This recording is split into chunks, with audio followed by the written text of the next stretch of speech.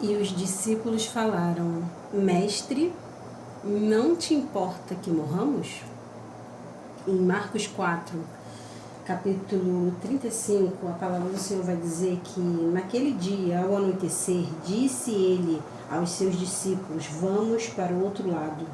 Deixando a multidão, eles se levantaram no barco, assim como estava. Outros barcos também o acompanhavam. Levantou-se um forte vento, onde as águas e as ondas se sobrepunham sobre o barco, de forma que o barco ia se enchendo de água.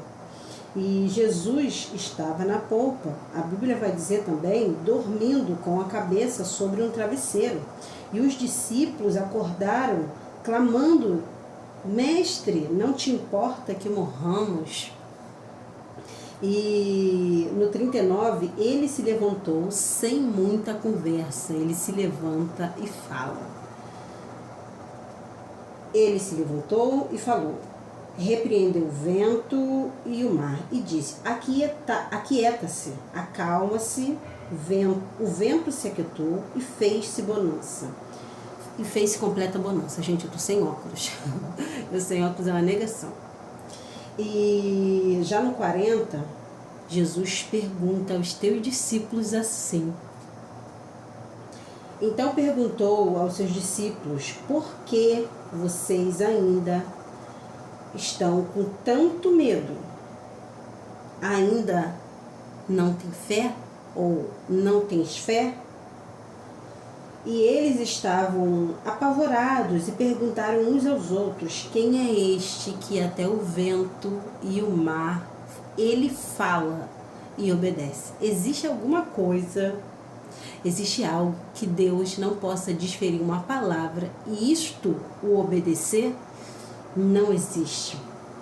Aqui nessa passagem, aonde o Senhor ele demonstra para nós que os discípulos eles estavam com Jesus numa grande multidão, onde Jesus estava ali ensinando a sua palavra. Eles estavam não só naquele momento ali com Jesus, eles estavam em outros momentos com Jesus, eles viram um milagre com Jesus, eles viveram grandes coisas, viram cura, viram transformações, paralítico, cego.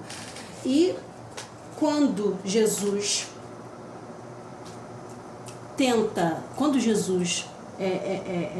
resolve testar a fé daqueles que viram o milagre, daqueles que iriam daqui a um tempo não estar mais com Jesus, mas que precisariam fazer obras maiores que ele, daqueles que não estariam mais com a presença física de Jesus. Essa era uma demonstração muito grande de Deus que nós devemos se preparar, manter a nossa fé, continuar, persistir, porque eles não estariam mais ali com Jesus em carne e eles ficariam com o Espírito Santo. Então eles deveriam e teriam que se manter firme, assim como Josué, ante a sua morte, ele chama o povo e fala: olha, já está próximo a minha morte e eu vou partir, vocês não poderão se desviar seus olhos, vocês não poderão adorar outros deuses, vocês terão que permanecer, continuar, prosseguir adorando a esse Deus, para que o bem que ele te fez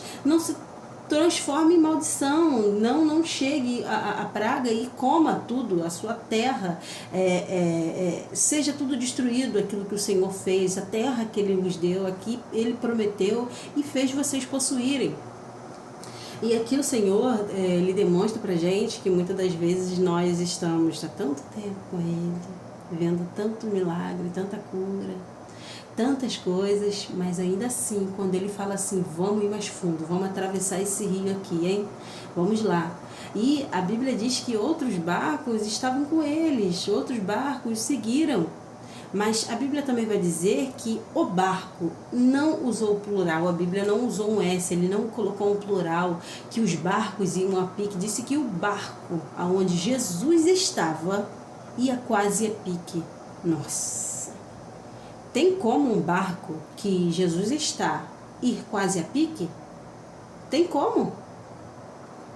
A Bíblia demonstra que sim. Um barco que Jesus está dormindo e quase a pique. Porém, a palavra do Senhor diz que Ele é o Verbo que se fez carne.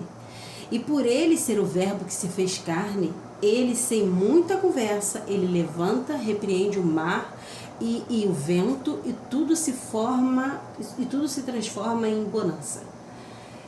A palavra do Senhor é muito rica em nos dizer que Ele pode mudar tudo com apenas uma palavra.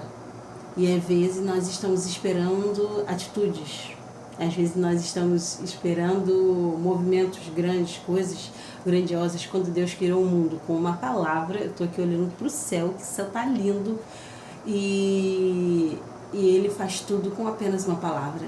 Não se prenda a obstáculos, não se prenda a coisas, não se prenda a oportunidade que possa, quem vai ou quem poderia fazer alguma coisa por você, porque o dono da palavra é Jesus. Ele é o dono da palavra. E fique com essa palavra.